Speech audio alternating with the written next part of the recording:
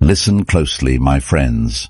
You are not weak. You were just never taught how to be untouchable. Right now, somewhere in your life, something is eating you alive. A person who said the wrong thing, a situation you cannot control, a fear that follows you into every room you enter, and no matter how hard you try, you feel it.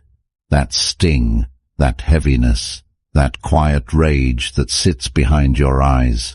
What if I told you there were men, real men, not mythological figures, who walked through fire, who lost everything, who were enslaved, exiled, and humiliated, and felt none of it move them?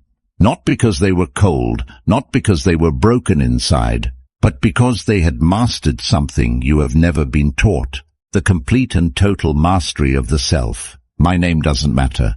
What matters is what you're about to learn. Because in this video, I'm going to hand you 10 principles, 10 ancient weapons that the greatest minds in human history used to become completely, utterly, psychologically untouchable. This is not motivation. Motivation fades. This is architecture, the architecture of a mind that nothing, and I mean nothing, can penetrate. If you've ever wanted to stop reacting, stop being controlled by other people's opinions, stop lying awake at 3 in the morning replaying conversations, this video is the most important thing you will watch this year. Subscribe right now, not for me, for the version of you that's been waiting to be built. Because the person you are at the end of this video is not the person you are right now. Let's begin. Principle 1. The Fortress of Purpose. Epictetus was a slave. Not metaphorically, literally. His body was owned by another man. His master once twisted his leg to test whether Epictetus would break, to see if the pain would shatter him. Epictetus said calmly, without raising his voice, "You are going to break it." The leg broke. Epictetus looked at his master and said, "Did I not tell you that you would break it?" No rage, no tears, no collapse. How? How does a human being stand in that moment and feel nothing overtake him? Because Epictetus had something no chain could reach, something no man could take from him. He had a purpose that existed entirely inside himself. He wrote, "Seek not that the things which happen should happen as you wish, but wish the things which happen to be as they are, and you will have a tranquil flow of life." Here is what most people misunderstand about purpose. They think purpose is about destination, a job, a title, a house. Epictetus is telling you something far more radical. Purpose is not what you are building toward. Purpose is the standard by which you evaluate every single moment. When you have that, when your purpose is rooted not in outcomes, but in the kind of person you are choosing to be, no result can destroy you. A loss doesn't end you. A betrayal doesn't define you. A failure doesn't finish you. Because none of those things touch the core. Think of the greatest figures in history who held this. Marcus Aurelius, the most powerful man on earth, wrote his journal not for publication, but for himself, reminding himself daily, "Stay in your purpose. Return to your values. Do not drift." He wrote, "You have power over your mind, not outside events. Realize this, and you will find strength. Every day you are either drifting or anchoring. Every day the chaos of the world is either pulling you off course or finding no purchase on you at all. The difference is a firm, internal, unbreakable purpose. Not a goal list, not a vision board. A deep, true answer to this question. Who am I? And what will I not betray? No matter what this world throws at me. Find that answer, write it down, return to it every single morning. That is your fortress. And once it is built, nothing gets inside without your permission. Principle 2. The guarded gate. In ancient Rome, every city of importance was built with a gate, and a guard at that gate. Not to keep people in, to control what enters. Your mind is a city, and right now most people are leaving that gate wide open. Every opinion someone throws at you enters. Every piece of news designed to make you anxious enters. Every social media post engineered to trigger comparison, jealousy, or inadequacy enters. And you wonder why you feel like you're under siege. Marcus Aurelius, who governed the most complex empire in human history, while simultaneously fighting wars on multiple fronts, while simultaneously managing a court full of people who wanted him dead, wrote this: "The first rule is to keep an untroubled spirit.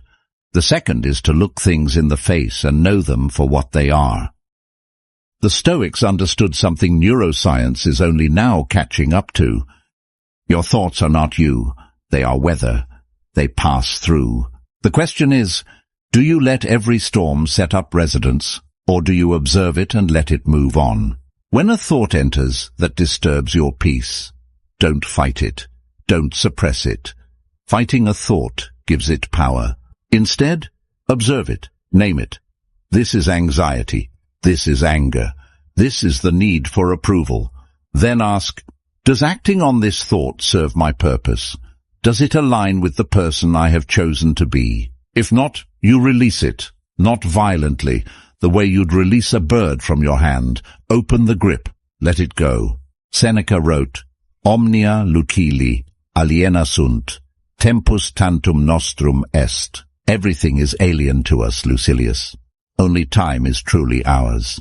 If time is the only thing that's truly yours, then what you allow to occupy that time, what you allow inside your mind in every passing moment, is the most consequential decision you will ever make. Guard the gate, choose what enters, because the mind you maintain is the life you live. Principle 3, the alchemy of criticism. In 65 AD, the Emperor Nero ordered Seneca, his own former tutor, to die. Seneca was told he had hours to live. His friends around him wept. He looked at them and said, almost gently, "Where are your maxims of philosophy? Where is that reason which we have exercised for so many years against impending evils?" He sat down, opened his veins, and spent his final hours dictating philosophy. That is a man who had been so thoroughly criticized, attacked, falsely accused, and politically destroyed, and yet none of it ever reached the essential Seneca. How? Because he had mastered what I call the alchemy of criticism, the ability to transform what people throw at you into something useful. Epictetus taught this directly. He said, "If anyone tells you that a certain person speaks ill of you, do not make excuses about what is said of you, but answer, 'He was ignorant of my other faults, else he would not have mentioned only these.'" Read that again, sit with it. Epictetus is not being sarcastic, he is being profound. When criticism arrives, instead of defending yourself, use it as an audit. Is there truth here? Mine it, extract it, use it to grow. Is there no truth here? Then it is not about you at all. It is about the person delivering it, their fear, their projection, their own unresolved failures wearing your name as a mask. Either way, you win. Either you become better, or you remain completely unmoved. But here is the deeper principle. The reason criticism destroys most people is not the words themselves. It is that most people have no internal standard for self-evaluation. They outsource their self-worth to whoever is speaking loudest about them at any given moment. The Stoic solution is ruthless in its simplicity. Build your own standard. Evaluate yourself against it every day. And then, let the rest of the world say whatever it wishes. You are not a democracy. You are not governed by the popular vote of other people's opinions. You are a sovereign. Act like one. Principle 4, the transformation of offense. Someone wrongs you. Someone betrays you. Someone humiliates you publicly or quietly destroys something you built. The pain is real. I am not going to sit here and tell you it isn't. But Marcus Aurelius, a man who was betrayed by generals, mocked by senators, and undermined by people he trusted, wrote something that has survived almost 2,000 years for a reason. He wrote, "The impediment to action advances action. What stands in the way becomes the way." This is not a coping mechanism. This is a complete reorientation of reality. The Stoics believed, and they believed this with the force of a philosophical law, that no external event has meaning until your mind assigns it meaning. When someone offends you, they have not done anything to your character, your intelligence, your worth, your future, or your soul. They have done something in the physical world. They have made sounds with their mouth or actions with their body. The offense, the actual wound, only exists if you construct it inside yourself. This is not minimizing what happened. This is recognizing where real power lives. Here is what the Stoic does when offended. Pause. Create space between the stimulus and the response. Even 2 seconds. That space is where your freedom lives. Then ask, what is the most powerful way I can respond to this? Not the most emotionally satisfying, but the most powerful. Epictetus wrote, "Men are disturbed not by the things which happen, but by the opinions about the things." The offense didn't come from them. It came from you meeting their action with a particular interpretation. Change the interpretation, and the offense dissolves. What if this person who wronged you is doing the best they can with what they understand? What if this situation that hurt you is actually redirecting you towards something better? What if the wound is trying to show you something about yourself that needed to be seen? This is not passive. This is the most active, disciplined, courageous work a human being can do, to transform what happens to you into something that serves you. That is the mark of a Stoic. That is the mark of someone nothing can truly touch. Principle 5. Confronting the monsters inside. The philosopher Lucius Annaeus Seneca wrote to his friend Lucilius, "Recede in the ips quantum potes." Retreat into yourself as much as you can, not to hide, to examine. Fear and shame are the 2 most powerful invisible prisons ever constructed. Most people live their entire lives inside them without ever once questioning the walls. Here is the Stoic truth about fear.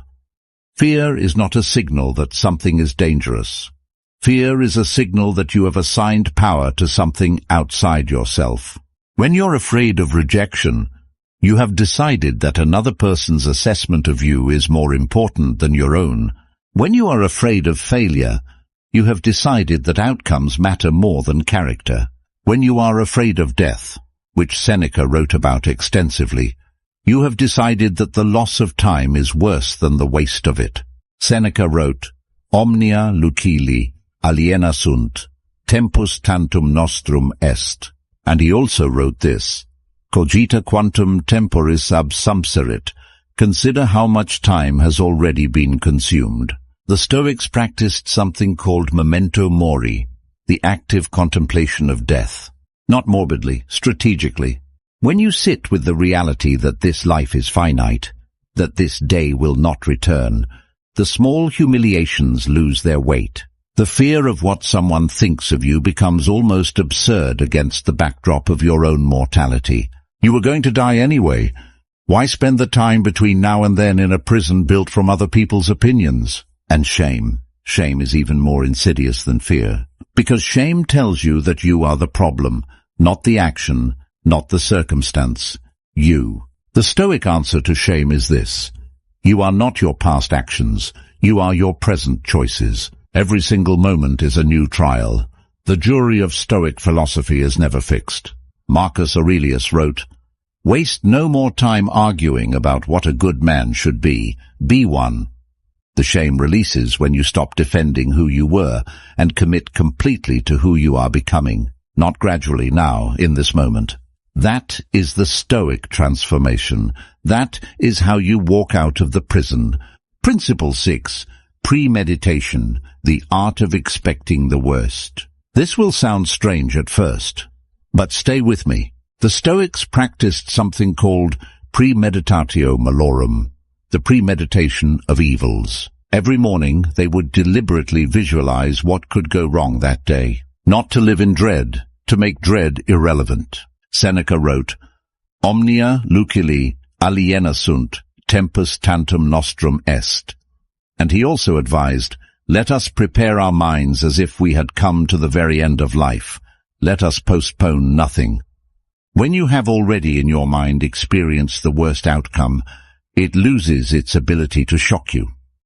When you have already rehearsed loss, actual loss becomes manageable. When you have already felt failure in your imagination, real failure becomes survivable. The modern mind runs from this. We are trained to visualize success, to think positively, to attract good outcomes. And that has produced an entire generation of people who shatter the moment reality doesn't cooperate. The Stoic is the opposite. The Stoic has already been to the bottom of the valley, in his mind, and has already climbed back out. So when life takes him there in reality, he is not panicking. He is walking a familiar path. Marcus Aurelius practiced this every single day as emperor. He faced wars, plagues, the death of his children, betrayal by his most trusted advisors. He had prepared for all of it, not with optimism, with clear-eyed, courageous, rational preparation. He wrote, "Never let the future disturb you. You will meet it, if you have to, with the same weapons of reason which today arm you against the present." Practice this tonight. Before you sleep, ask yourself, what could go wrong tomorrow? What is the worst realistic outcome? Then sit with it. Don't flinch. Don't run. Stay in the discomfort until it passes, because a mind that has already walked through fire is a mind that fire cannot burn. Principle 7. The response is everything. Two men face the same storm. One is destroyed, one is forged. What is the difference? Not the storm. The storm is identical. The difference is the response. Epictetus wrote, and this is perhaps the most quoted line in all of Stoic philosophy, and it is quoted that often because nothing has ever replaced it.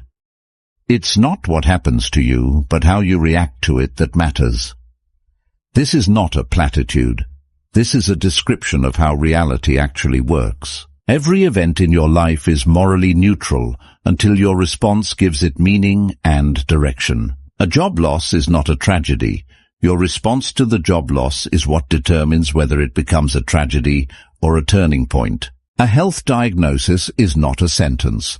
Your response to that diagnosis is what writes the rest of the story. A broken relationship is not the end. Your response to that ending is what determines who you become next. The Stoics had a word for the discipline of the response, prohairesis, the capacity to make deliberate choices about your inner life.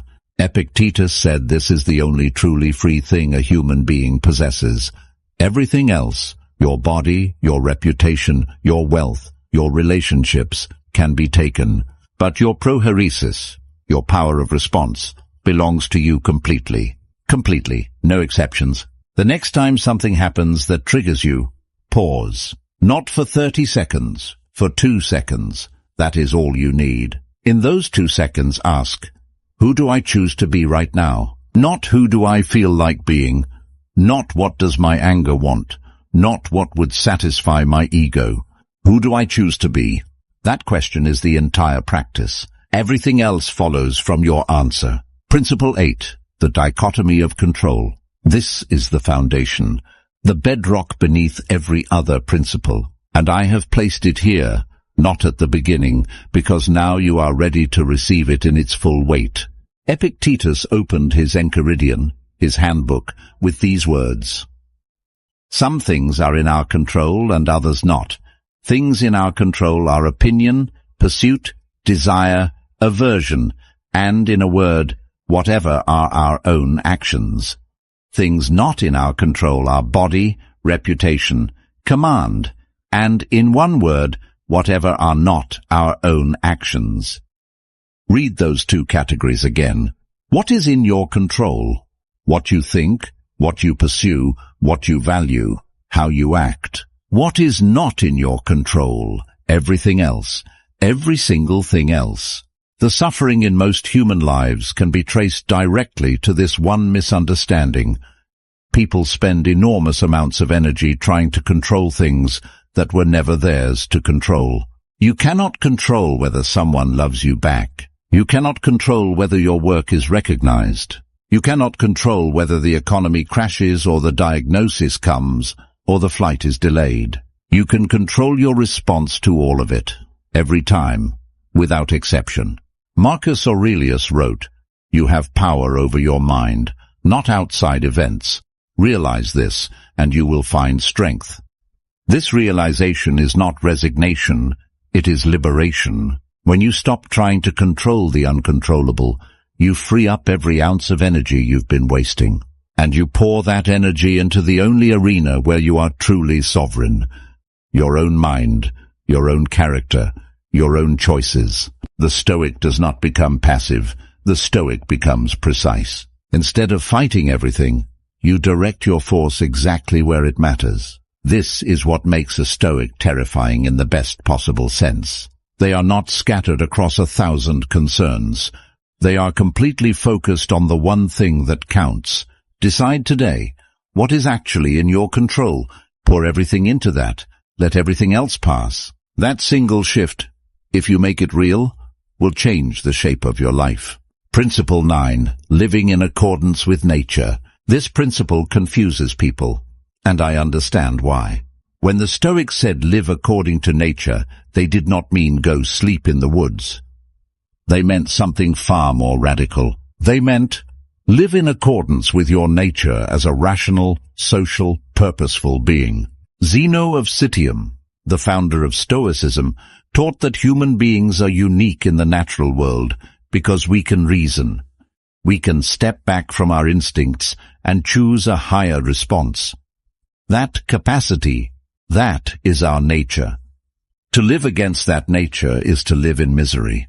When you react with pure animal rage, you are living against your nature. When you allow fear to make every decision, you are living against your nature. When you abandon your values for comfort or approval, you are living against your nature.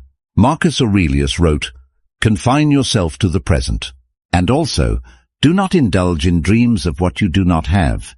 To live in accordance with nature, as the Stoics understood it, is to live fully inside what is real, what is now, what is actually yours to engage with. Not the past, which is sealed, not the future, which is uncertain.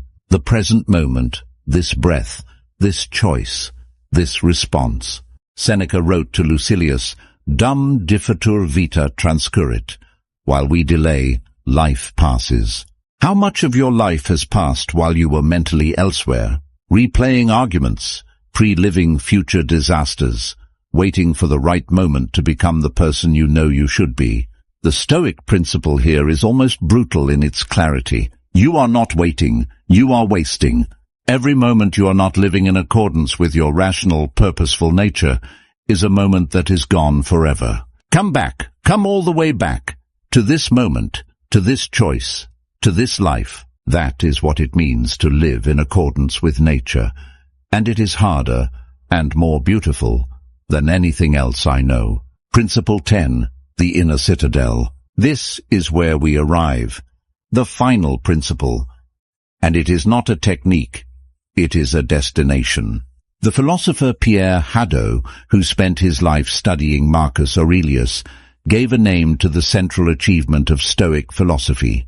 He called it the inner citadel. A citadel is a fortress within a fortress, the last refuge, the place that cannot be taken even when everything outside has fallen. Marcus Aurelius described it this way: "Nowhere can man find a quieter or more untroubled retreat than in his own soul." This is the ultimate promise of Stoicism, and I want you to hear it clearly. There is a place inside you that cannot be touched, cannot be shaken, cannot be reached by any person, any circumstance, any loss, any failure, any diagnosis, any betrayal. It exists. It has always existed. You just haven't found it yet. Every principle in this video is a step toward that place. Every time you guard your mind, you are building the walls. Every time you choose your response, you are fortifying the gate. Every time you practice premeditatio malorum, you are drilling the soldiers. Every time you release what you cannot control, you are clearing the surrounding terrain of the clutter that makes you vulnerable. And one day, after enough practice, after enough real application of these principles in real moments of real pain, you will find it. That silence at the center of the storm, that stillness that doesn't leave when the chaos arrives, that you that cannot be reduced by anything the world does. Epictetus, the man who was a slave, who had his leg broken, who had nothing, said this: "He is a wise man who does not grieve for the things which he has not, but rejoices for those which he has." He rejoiced, a slave, a man with a broken leg, a man who owned nothing. He rejoiced because he had found the only thing that cannot be taken. And so can you. Not someday. Through the practice you begin today. The inner citadel is not built in a moment. It is built in moments, exactly like this one. When you choose to pause instead of react. When you choose purpose over approval. When you choose to see clearly instead of feeling blindly. When you choose to be the author of your response. Every single time. Every one of those choices is a brick, and you have been laying them for the last hour. The world will not stop testing you. People will not stop disappointing you. Life will not stop surprising you with things you did not plan for and did not want. But none of that matters anymore. Not in the way it used to. Because now you understand something most people will never understand. The storm is not the problem. Your relationship to the storm is the problem. And that relationship is entirely, completely, 100% within your power to change. Marcus Aurelius ruled an empire and wrote in his private journal, never meant to be read by anyone else, these words: "You have power over your mind, not outside events. Realize this, and you will find strength." He realized it. Epictetus realized it as a slave. Seneca realized it in the hours before his death. Now it is your turn. If this video reached something real in you, if even one of these principles landed with weight, share it with someone who needs it. Leave a comment below telling me which principle hit hardest. I read every single one, and if you haven't yet, subscribe, because this is just the beginning of what we're building here together. I'll see you in the next one.